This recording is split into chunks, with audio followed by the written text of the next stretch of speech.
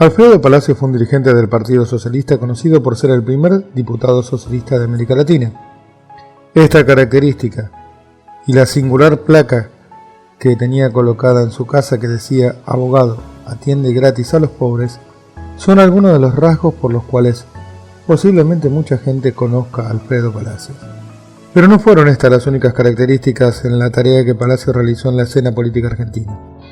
Dijo Palacios: «En el socialismo me inició mi madre a los 11 años. Ella puso en mis manos el Nuevo Testamento con el Sermón de la Montaña y llegó a apasionarme la figura de Jesús. Luego hice mía las palabras del doctor Juan B. Justo, el fundador del Partido Socialista, cuando decía: socialismo es la lucha en defensa y por la elevación del pueblo trabajador que, guiado por la ciencia, tiende a realizar una libre e inteligente sociedad humana basada sobre la propiedad colectiva de los medios de producción, o sea, la tierra, las máquinas, los medios de transporte. En días tan convulsionados como los actuales, es bueno revisar, entre otras cosas, la labor legislativa de don Alfredo. En su rol de diputado y senador, Alfredo Palacios fue pionero en promover las leyes que fueron ejemplo en el mundo entero. No claudicó en presentar infinidad de veces proyectos de ley a espera de llegar al quórum. En lo que respecta a los derechos de las mujeres, el movimiento feminista de principios del siglo XX promovió numerosas iniciativas que encontraron en Alfredo Palacios un vocero para llevar al recinto sus principales demandas. A continuación veremos solo algunos ejemplos de esto. Reglamentación del trabajo de las mujeres y los menores. El 14 de octubre de 1907 se sancionó la Ley 5.291 que planteó la protección del trabajo de las mujeres y los niños, contemplando por primera vez la situación laboral de miles de chicos y mujeres que eran explotados en las fábricas. Voto femenino. En 1913, Palacios es el autor del primer proyecto de ley que intentó conseguir el derecho de voto de las mujeres por medio de la modificación del Código Civil. La iniciativa no consiguió el respaldo en ese momento. En 1915 Palacios volvió a insistir con el proyecto, pero otra vez se tropezó con el rechazo de sus pares. La Ley 13.010, que garantizó el derecho al voto de las mujeres, fue sancionada en la Cámara de Diputados por unanimidad el 9 de septiembre de 1947. Pero recién 4 años después, el 11 de noviembre de 1951, por primera vez en la historia argentina, más de 3.500.000 mujeres pudieron ejercer su derecho al sufragio en elecciones nacionales. Divorcio vincular. En 1907, por medio de la modificación de la Ley de Matrimonio Civil, planteó el establecimiento del divorcio vincular.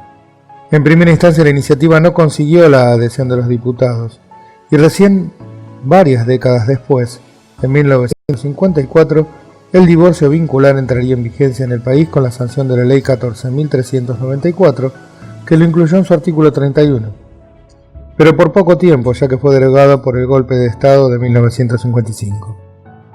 Recién en el año 1987, con la sanción de la Ley 23.515, la Cámara de Diputados de la Nación restituyó este derecho. Jubilaciones docentes. En 1912, se sancionó la Ley 9.051 que fijó el sueldo y consagró el derecho a la jubilación en el magisterio.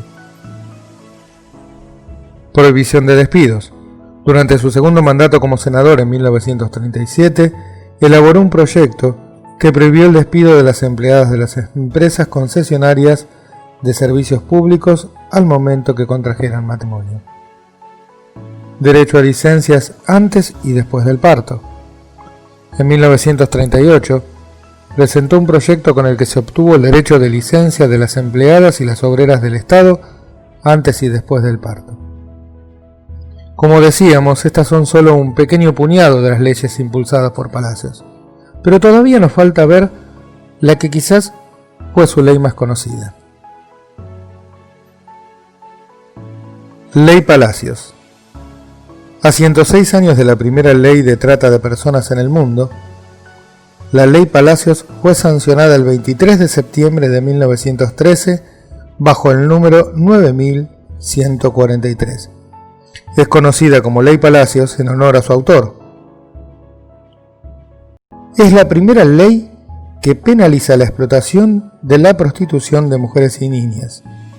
y además es la primera que protege a las víctimas de explotación sexual, combate el flagelo y penaliza a los responsables. Hoy, a 106 años de la Ley Palacios, es un orgullo para nosotros como socialistas el grado de anticipación a la época, a la valoración social y a la lucha contra la trata.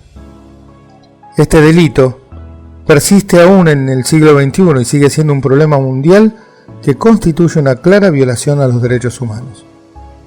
Se estima que en la actualidad la trata es el tercer negocio ilícito más lucrativo, luego del tráfico de drogas y el tráfico de armas. Es quizá una variante contemporánea de la esclavitud y una modalidad más a la hora de ejercer la violencia de género. Por eso es que no podemos olvidar quién sentó por primera vez las bases para castigar con fuerza de ley el delito de explotación sexual. La Ley Palacios se erige en un gran avance contra la explotación, ya que hasta el momento el reglamento de prostíbulos de Buenos Aires decía: no podrá haber en los prostíbulos mujeres menores de 18 años salvo que se hubieran entregado a la prostitución con anterioridad, lo que por ciento beneficiaba siempre a los tratantes.